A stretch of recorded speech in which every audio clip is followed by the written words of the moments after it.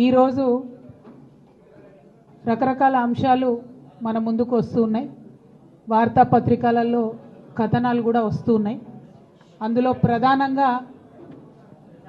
ప్రధానంగా మన లోకల్ బాడీకి సంబంధించిన స్థానిక సంస్థలకు సంబంధించినటువంటి ఎన్నికలు నిర్వహించడానికి ప్రభుత్వం ప్రయత్నాలు ప్రారంభించిందన్నట్టుగా గ్రామాలలో మరి ఎన్నికలకు సంబంధించి నిర్వహణ ఏర్పాట్లు చేయడానికి సిద్ధమవుతున్నటువంటి విషయాన్ని కూడా మనం అన్ని చోట్ల అన్ని వార్తాపత్రికలలో చూడడం జరిగింది.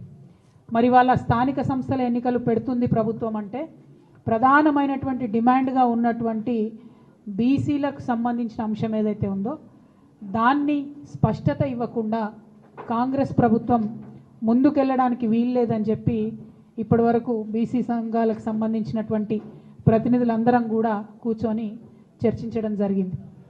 మరి కాంగ్రెస్ పార్టీ కామారెడ్డిలో డిక్లరేషన్ ఇచ్చింది. ఏమని? బీసీలకు సంబంధించినటువంటి అనేక అంశాలతో పాటు స్థానిక సంస్థల్లో 42% బీసీలకు రిజర్వేషన్ ఇస్తామని చెప్పడం జరిగింది. మరి 42% అనేటటువంటిది ఏ ప్రాతిపదికన కాంగ్రెస్ పార్టీ అనుకున్నదన్న విషయం ఇప్పటి వరకు స్పష్టత లేదు. మరి బీసీల జనాభా 42% అని లెక్క కట్టే కన్నా ముందే వాళ్ళకి ఎట్లా తెలిసిందన్నటువంటి విషయంలో స్పష్టత లేదు. ఆనాడు ఎన్నికలకు వెళ్ళేటటువంటి హడావుల్లో చాలా వాగ్దానాలు చేసినారు వాళ్ళు. అందులో ఇది కూడా ఒకటి వాళ్ళు చేయడం జరిగింది. ఇవాళ మరి 42% అంటే ప్రతి ఒక్కరం కూడా ఆలోచిస్తూ ఉంటే బీసీ జనాభా సగానికన్నా ఎక్కువ ఉందని రమారమే మనం చెప్తూ ఉంటాం. అంటే అది 50% కావచ్చు, 60% కావచ్చు, ఇంకా ఎక్కువ ఉండొచ్చు. ఎంత ఉన్నదన్నది ఎవరికి తెలియనటువంటి విషయం. కానీ 42% అని కాంగ్రెస్ పార్టీ ఎట్లా చెప్పింది అన్నది ఇప్పటివరకు ఎవరికి అంతుపట్టని విషయం. సరే చెప్తే చెప్పారు, కానీ మరి ఆ 42% కూడా ఇవ్వకుండా మీరు ఎన్నికలకు పోయే ప్రయత్నం చేస్తున్నారా? ఈ ప్రశ్న ఇవాళ అందరి మెదడులో కూడా ఉన్నటువంటి పరిస్థితి. మేము తెలంగాణ జాగృతి నుండి గత సంవత్సర కాలంగా బీసీలకు సంబంధించినటువంటి అనేక అంశాలను ముందుకు తీసుకొని వెళ్తూ ఉన్నాం. అసెంబ్లీలో పూలే విగ్రహాన్ని పెట్టాలనేటటువంటి డిమాండ్ని మేము తీసుకున్నాం. అదేవిధంగా 20,000 కోట్లు బీసీలకు బడ్జెట్ ఇస్తామని చెప్పారు. మరి 3 సార్లు అసెంబ్లీ జరిగింది, బీసీలకు మాత్రం 20,000 కోట్లు పెట్టలేదు. మరి ఇప్పుడు స్థానిక సంస్థలు దగ్గరికి వచ్చినాయి, 42% ఇస్తా అన్నది ఇవ్వకుండా ముందుకు వెళ్ళే ప్రయత్నం మాకు అర్థమవుతూ ఉన్నది. కాబట్టి ఇవాళ ప్రశ్నిస్తూ ఉన్నాం, మీరు ఎట్టి పరిస్థితుల్లో కూడా మీరు చెప్పినట్టుగా 42% ఇవ్వకుండా ముందుకు వెళ్ళే ప్రసక్తే లేదు. మిమ్మల్ని మేము వెళ్ళనీయం. ఎక్కడికక్కడ మండల కేంద్రాల్లో కావచ్చు, జిల్లాలలో కావచ్చు, అన్ని చోట్ల కూడా నిరసన ప్రదర్శనలు చేస్తాం.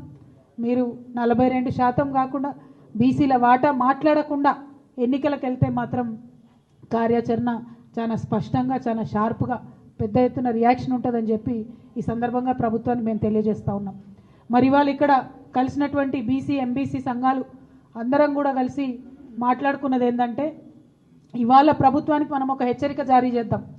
మీరు చేసేటటువంటి ప్రయత్నం బీసీ డెడికేటెడ్ కమిషన్ నివేదిక ఇచ్చిన తర్వాత మాత్రమే, బీసీ జనాభా ఎంతుందో తెలంగాణ ప్రజలకు చెప్పినాక మాత్రమే, దాని మీద మీరు ఎట్లా ముందుకు పోతారనే స్పష్టత ఇచ్చిన తర్వాత మాత్రమే మీరు ఎన్నికల గురించి ఆలోచన చేయాలి. అంతవరకు స్థానిక సంస్థల ఎన్నికల గురించి ప్రభుత్వం ఆలోచన చేయకూడదు. ఇది ప్రధానమైనటువంటి డిమాండ్. రెండవది, జనవరి 3 నాడు సావిత్రిబాయి పూలే గారి జయంతి ఉన్నది.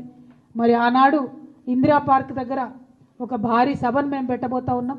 ఆ సభలో అన్ని బీసీ కమ్యూనిటీకి సంబంధించినటువంటి ప్రతినిధులు, నాయకులు, ప్రజలు పెద్ద ఎత్తున హాజరవుతారు. ఆనాడు ఇంకా స్పష్టంగా మా కార్యాచరణ కూడా మేము చెప్తాం.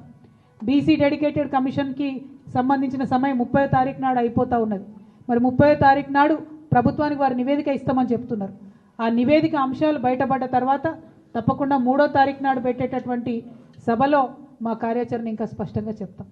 ఇవాళ భారతీయ జనతా పార్టీకి కూడా మేము డిమాండ్ చేస్తూ ఉన్నాం, మీరు